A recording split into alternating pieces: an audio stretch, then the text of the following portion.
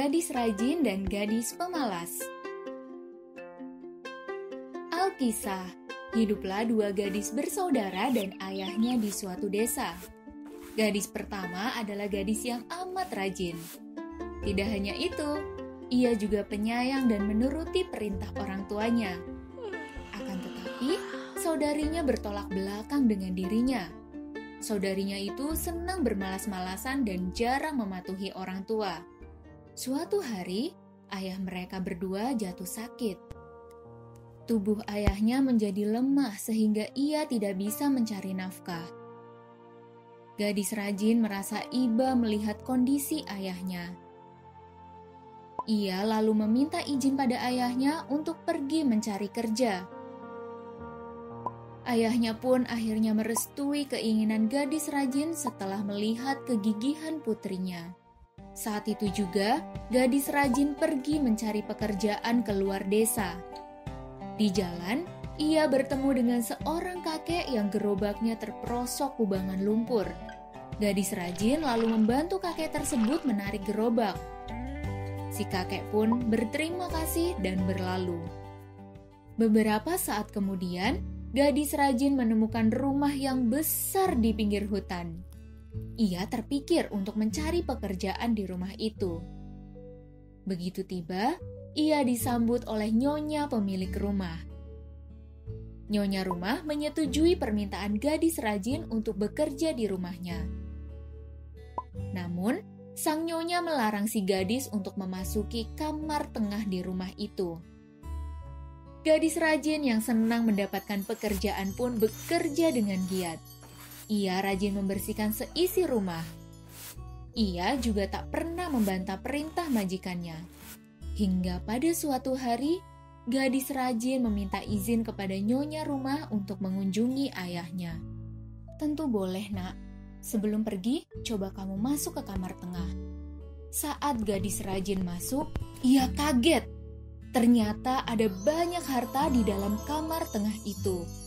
Gadis rajin lebih kaget lagi saat nyonya rumah memintanya untuk mengambil berapapun harta yang ia mau. Wah, betul boleh saya ambil, Bu? Tanya sang gadis. Iya, nak, kamu kan sudah bekerja keras dan selalu mendengarkan perintahku. Jawab si nyonya. Gadis rajin amat gembira. Ia segera mengambil sejumlah emas. Kemudian ia berterima kasih dan pamit kepada majikannya yang baik hati itu. Di perjalanan, ia bertemu kakek yang dulu pernah ia tolong. Ternyata, kakek itu adalah seorang petani. Dan kini, kakek baru selesai panen. Ketika melihat gadis rajin, kakek memberikan banyak sekali buah sebagai rasa terima kasih karena dulu pernah ditolong. Gadis rajin pun sangat senang. Sekarang ia juga memiliki buah untuk dibawa pulang dan dibagikan kepada keluarganya. Gadis rajin mengucapkan terima kasih kepada kakek dan melanjutkan perjalanannya ke rumah. Sesampainya di rumah, gadis rajin disambut oleh saudari dan ayahnya. Saudarinya iri melihat si gadis rajin membawa banyak benda berharga. Kemudian, gadis pemalas itu bertekad untuk mengunjungi nyonya rumah untuk mencari kerja seperti saudarinya. Keesokan paginya, gadis pemalas berangkat dari rumahnya dengan percaya diri. Di perjalanan, ia pun bertemu dengan kakek petani yang gerobaknya terperosok ke kubang lumpur. Sang kakek meminta pertolongan tapi tidak dihiraukan oleh sang gadis yang terus berjalan. Setelah beberapa waktu, ia pun sampai di rumah yang dituju. Gadis pemalas menyampaikan keinginannya untuk bekerja di rumah itu.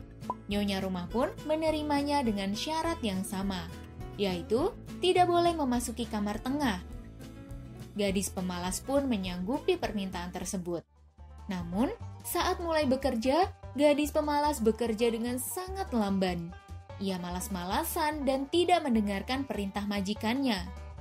Bahkan, ia tidak menghiraukan larangan majikannya untuk tidak memasuki kamar tengah. Suatu hari, gadis pemalas memasuki kamar tengah karena penasaran.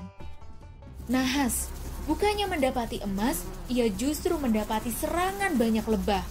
Lebah-lebah di kamar itu menyengat gadis pemalas hingga tubuhnya bengkak. Dasar gadis tak tahu diuntung. Sudah kuberi pekerjaan, malah kau langgar perintahku. Pergi kau dari rumahku, seru nyonya rumah dengan berang. Gadis pemalas selalu pulang menuju rumahnya. Di jalan, ia kembali bertemu dengan kakek petani yang membawa gerobak penuh buah. Ia meminta beberapa buah untuk dibawa pulang. Namun, si kakek hanya memberinya buah-buahan yang sudah busuk. Setelah berlalu dari kakek, gadis pemalas segera membuang buah-buahan tadi. Gadis pemalas pulang dengan tangan hampa dan hati yang sedih. Ia sadar kalau semua kesialan yang terjadi adalah karena perbuatan buruknya. Ia pun menyesali perbuatannya. Wah, menarik sekali ya teman kece. Sekarang kita coba jawab pertanyaan berikut yuk. Pertanyaan pertama, pengalaman tokoh yang dapat dijadikan pelajaran untuk pembaca adalah.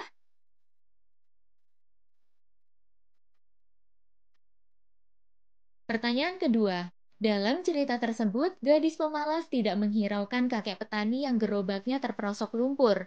Perbuatan yang mirip dengan tindakan gadis pemalas adalah. Dan pertanyaan ketiga, dalam cerita tersebut, gadis rajin mencari kerja karena merasa iba kepada ayahnya. Perbuatan yang mirip dengan tindakan gadis rajin adalah.